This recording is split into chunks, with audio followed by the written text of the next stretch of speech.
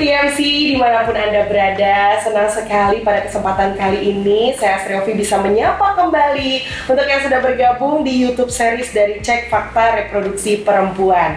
Yang tentunya sekarang ini kita sudah masuk ke episode keempat. Kita akan membahas tema hari ini, mengapa mens saya banjir. Dan tentunya saya tidak sendirian. Di sini sudah ada Dr. Caroline Tirtayasa SPOGK yang sudah hadir. Terima kasih sudah hadir. Terima kasih. Untuk Dr. Caroline sendiri, beliau adalah seorang dokter spesialis kebidanan dan kandungan konsultan, subspesialis fertility dan hormon reproduksi, serta merupakan ahli bedah laparoskopi dari Rumah Sakit IMC yang ada di Pulau Mas. Dokter, gimana kabarnya, Dok? Baik, Ovi. Senang sekali kita bisa ketemu lagi ya, Dok ya, dan Iya. juga ngobrol-ngobrol cek fakta reproduksi perempuan. Sesuai dengan tema hari ini, Dok. Ini lumayan membuat saya tertarik sekali karena banyak banget curhatan dari teman-teman ketika saya mau mengangkat tema ini, langsung banyak yang nitip pertanyaan, Dok. Oh, oke. Bagus. Iya benar, langsung pada nitip pertanyaan karena rata-rata pernah mengalami hal yang serupa, mensnya banjir, Ya. banyak seperti Betul. itu. Nah, kalau dokter boleh jelaskan, Dok, sebenarnya kriteria mens yang termasuk banyak itu yang seperti apa sih, Dok? Oke. Untuk tahu banyak berarti kita harus tahu normalnya dulu, ya. Jadi mens yang normal itu kalau ditaker ya, itu seharusnya tidak lebih dari 80 cc. Ada textbook yang mengatakan per siklus mens ya secara keseluruhan, tapi ada juga yang bilang per hari per 24 jam. Jadi batasan banyak itu kalau sudah sama dengan atau lebih dari 80 cc per hari. Itu takaran jumlah darah mens yang banyak. Tapi kalau itu bikin bingung, ya bisa dibandingkan dengan mens yang normalnya. Jadi masing-masing perempuan kan punya tuh jumlah darah mens yang sehari-harinya yang normalnya dialami, ya. Nah kalau sudah lebih banyak dari yang normalnya, kita anggap itu mens banyak, ya. Dan mau tahu lebih pastinya lagi, cek kadar hemoglobin darah. Oh, sampai Iya, hemoglobin juga ya, betul. Dok? Kalau lab darahnya menunjukkan hemoglobinnya di bawah normal, berarti kurang darah, anemia. Itu kalau perempuan mengalami anemia atau kurang darah, biasanya penyebabnya karena mensnya banyak.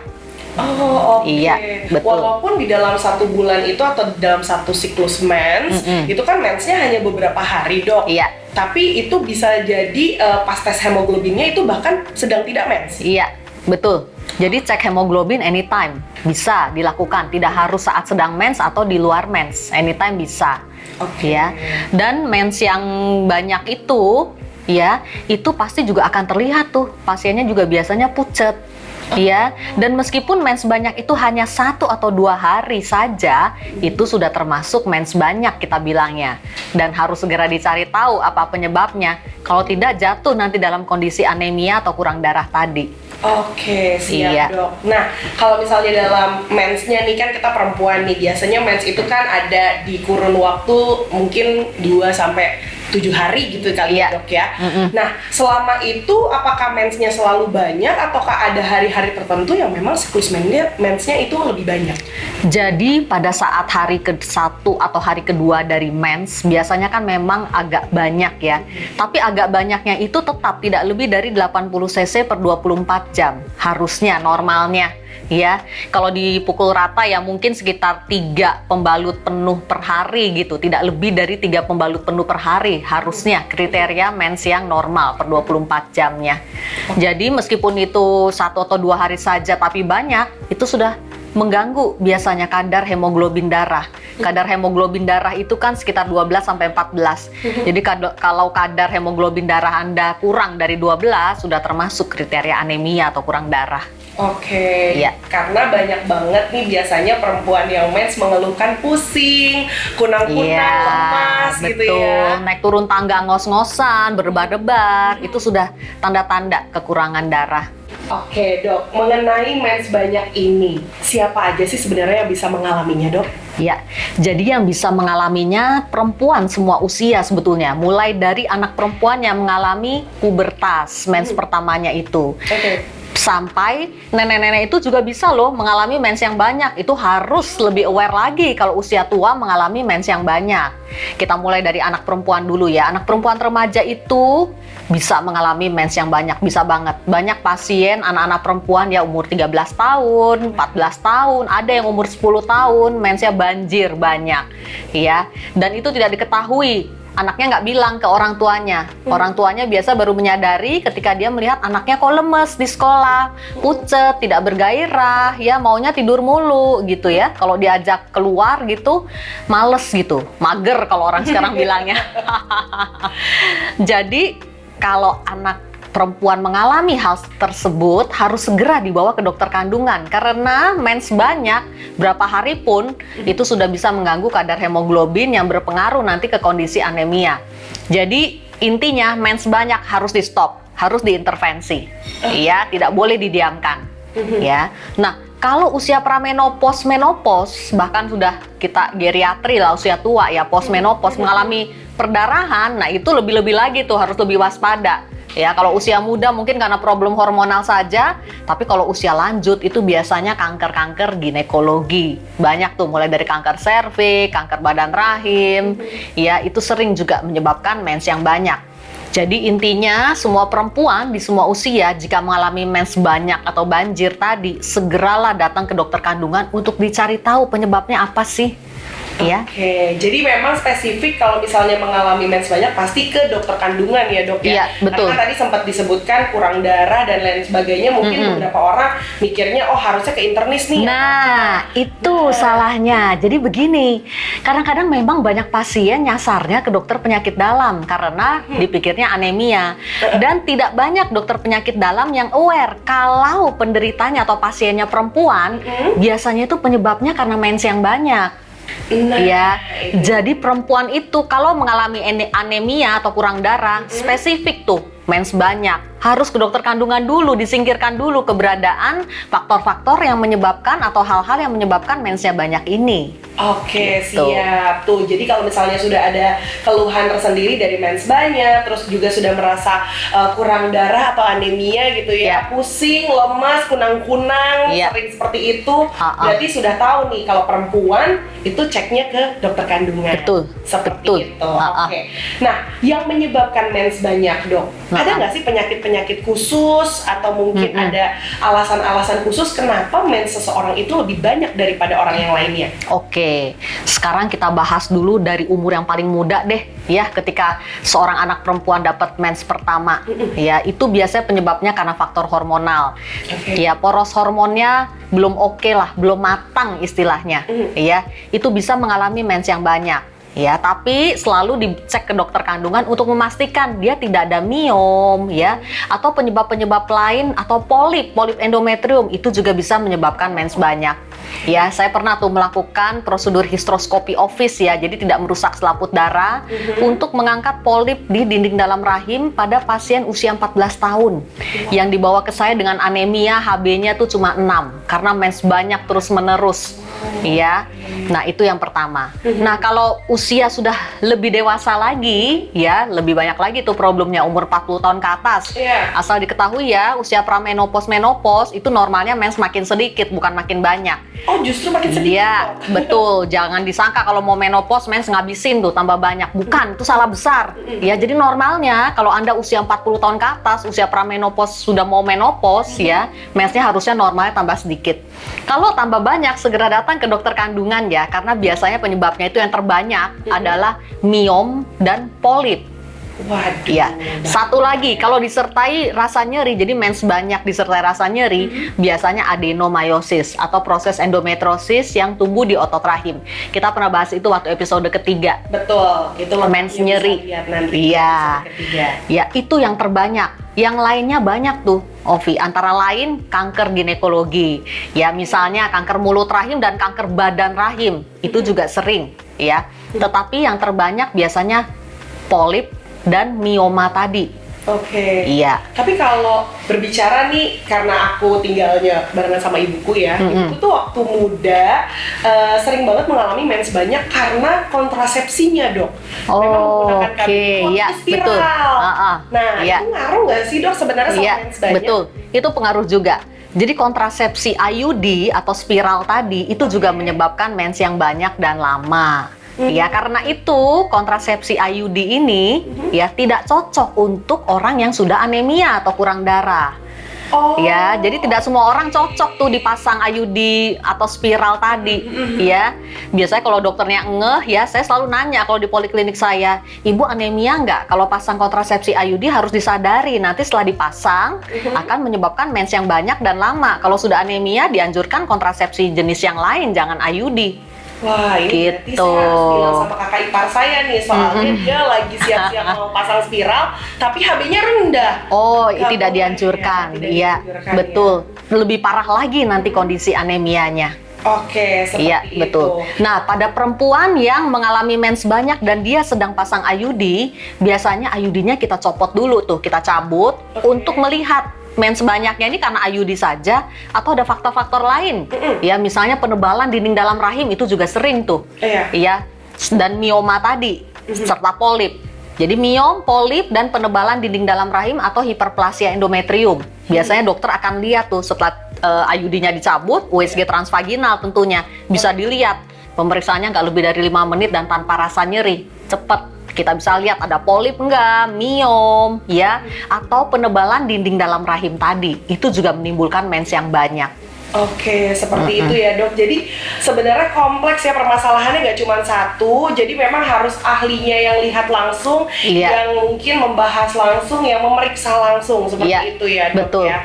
Cuman kan biasanya nih kalau ada beberapa orang yang masih normal mensnya dengan siklus yang normal setiap bulannya, itu hanya mengalaminya mungkin di hari-hari tertentu. Ada perbedaan nggak sih, Dok? Mungkin ada orang yang hari pertama atau kedua mensnya itu lebih sedikit terus tiba-tiba banjir, itu menandakan sesuatu yang tidak baik gitu, Dok.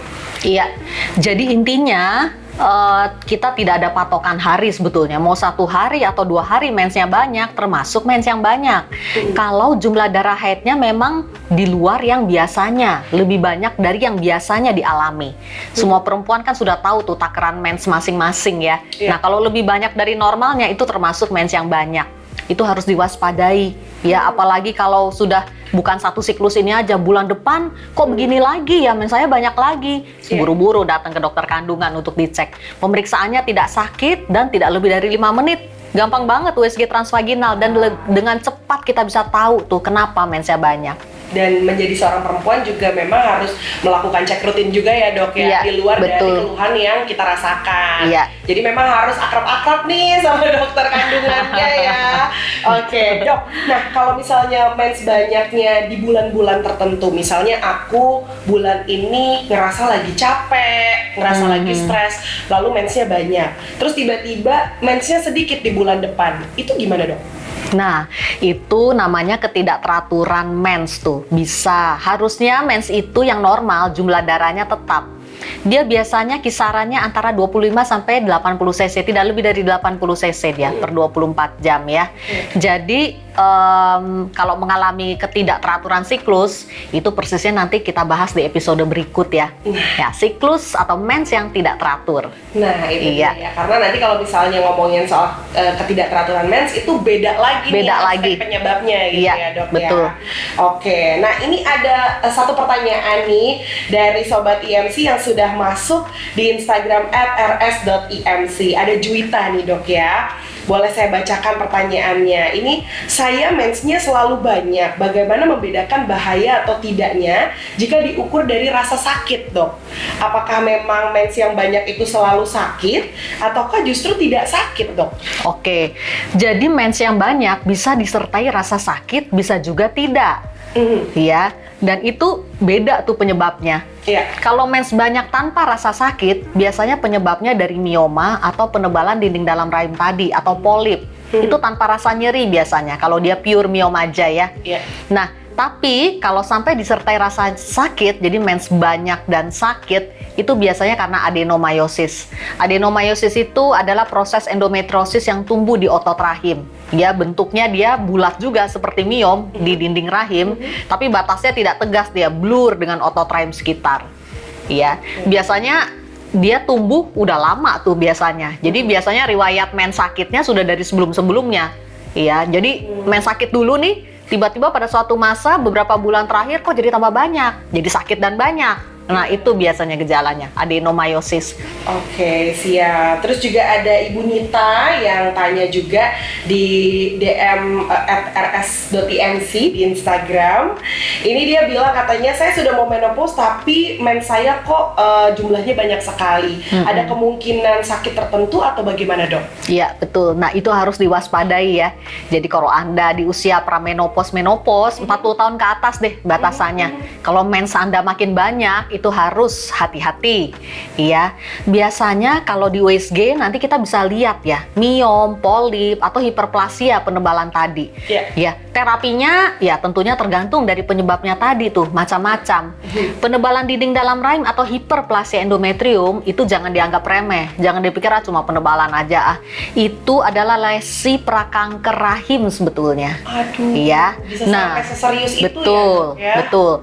Apalagi kalau udah menopause beneran. Istilah menopause itu kan dalam 1 tahun tidak mens sama sekali ya. Sudah masuk, established Anda menopause. Dan kalau sudah menopause, tidak boleh lagi keluar darah dari kemaluan. Pamali. Kalau sampai di periode menopause keluar darah lagi dari kemaluan, segera datang ke dokter kandungan. Karena biasanya rata-rata penyebabnya kalau tidak kanker mulut rahim atau kanker serviks, adalah kanker badan rahim. Itu juga bisa menjadi penyebabnya. Oke, baik. Terus juga ada Ibu Wita yang sudah tanya di sini. Ibu Wita tanya, katanya kalau misalnya stres, kenapa jumlah mens saya itu langsung jadi sedikit? Nah, itu ngaruh nggak, Dok, sama stres? Nah, kalau stres ya, kalau stresnya berat banget, itu bisa mempengaruhi siklus hormon. Ya, jadi penyebabnya biasanya hormonal. Ya, tapi ya harus dilihat lagi ya. Kalau mau aman sih cek ke dokter kandungan. Betul nggak dari stres saja? Kalau stres yang biasa saja ya kita stres pekerjaan, stres sekolah, itu kan biasa stres yang kita memang alami setiap hari. Itu seharusnya tidak mempengaruhi siklus hormon. Oke. Iya. Oke, jadi itu dia beberapa pertanyaan dari Sobat IMC yang sudah masuk di DM-nya @rs.imc. Tapi nih saya masih ada yang mengganjal sebenarnya ya, Dok ya. Pengen tanya, kalau sudah ada kemungkinan terkena penyakit-penyakit yang tadi dokter sebutkan, yang mana itu terlihat dari jumlah mens yang banyak, apa sih, Dok, yang bisa dilakukan atau terapinya seperti apa, Dok, untuk penyakit-penyakit tersebut? Oke, jadi tahapannya diagnostik dulu. Penyebabnya harus tahu dulu tuh apa ya penyebabnya. Ketahuan, periksa ke dokter, udah tahu nih misalnya miom atau polip ya atau hiperplasia endometrium tadi. Terapinya ya tergantung penyebabnya. Begitu. Jadi yang utama krusial adalah tentukan dulu apa penyebabnya. Terapi akan tergantung penyebab. Ya, misalnya miom, kita evaluasi dong miomnya lokasinya di mana, ukurannya berapa, kemudian keinginan pasiennya apa, masih mau hamil lagi atau tidak mau hamil lagi. Itu terapi tergantung di situ. Kita bisa angkat miomnya saja atau kita angkat sekalian sama rahimnya dengan operasi laparoskopi, misalnya lubang kecil. Kalau memang pasiennya takut operasi, kita bisa lakukan dengan laparoskopi saja, operasi minimal invasif lubang kecil, ya, tidak sakit, sembuh lebih cepat dan bisa lebih cepat lagi beraktivitas. Kemudian kalau penebalan dinding dalam rahim tadi, kalau untuk penebalan saja kita bisa lakukan kuret biasanya. Itu juga tanpa rasa nyeri. Ya, kuret terutama untuk tahu tuh patologinya apa. Si penebalan ini jaringannya akan dikirim ke lab patologi, dilihat ya jinak ganas atau ada lesi prakanker, bisa kelihatan dari situ. Jadi terapi akan tergantung penyebabnya dan dievaluasi oleh dokter kandungan yang akan memeriksa. Oke, makanya kalau sudah ada gejala mens banyak, langsung ke dokter kandungan biar nanti diperiksa nih. Jadi sudah tahu kira-kira akan ada terapi apa yang dilakukan, dan yang pastinya berbeda-beda setiap penyakit tadi ya, Dok, ya, betul. seperti yang dokter sudah sampaikan. Oke, terakhir deh, Dok, untuk menutup. Tadi dokter sempat bilang bahwa kalau kita ngerasa anemia itu kita harus segera ke dokter kandungan. Memang kenapa, Dok, kalau dibiarin atau mungkin ya diabaikan gitu? Iya, jadi tidak banyak orang tahu ya, anemia itu kadang-kadang dianggap remeh. makan bayam aja nih, minum obat tambah darah, selesai. Tidak akan selesai. Apalagi kalau perempuan yang diakibatkan karena mens banyak tadi, itu kan tiap bulan tuh. Ibarat keran tuh bocor terus tuh tiap bulan. Mau minum obat tambah darah 2 kilo per bulan misalnya nggak akan ngejar. Ya dia akan keluar terus ya. Udah naik sedikit, brol lagi. Jadi kerannya mesti ditutup ya. Karena kalau tidak, jangka panjang anemia dampaknya adalah bengkak jantung. Ya, ingat ya, dalam kondisi anemia berarti jantung mompanya lebih kenceng tuh. Dia kerja rodi tuh ibaratnya dep dep dep dep dep dep dep karena dia mesti memenuhi kebutuhan oksigen tuh. Dengan kadar darah yang sedikit memenuhi kebutuhan oksigen sampai ke ujung kepala nih, ke ujung sel-sel otak kita nih. Makanya orang yang anemia kalau naik turun tangga dia berdebar-debar karena jantungnya berusaha mencukupi kebutuhan oksigennya, ya. Lama-lama bengkak jantung. Orang umur 60 jantungnya udah kayak 70, mesti transplantasi jantung. Itu yang kita takutkan. Karena itu anemia harus dihentikan dan diterapi. Wah, jadi menarik banget ya bahasan hari ini. Dr. Caroline, terima kasih banyak untuk waktunya. Sama-sama. Obrolan kita hari ini. Tapi mungkin ada yang pengen tahu lebih detail nih tentang pembahasan kita tadi. Itu juga sudah dibahas di YouTube channelnya dari Dr. Caroline ya? Betul. Iya, judul-judulnya sudah ada juga, jadi tinggal sabar aja ya mencari judul-judulnya. Kalau di YouTube channel kan tertera jelas, di scroll down sabar ke bawah.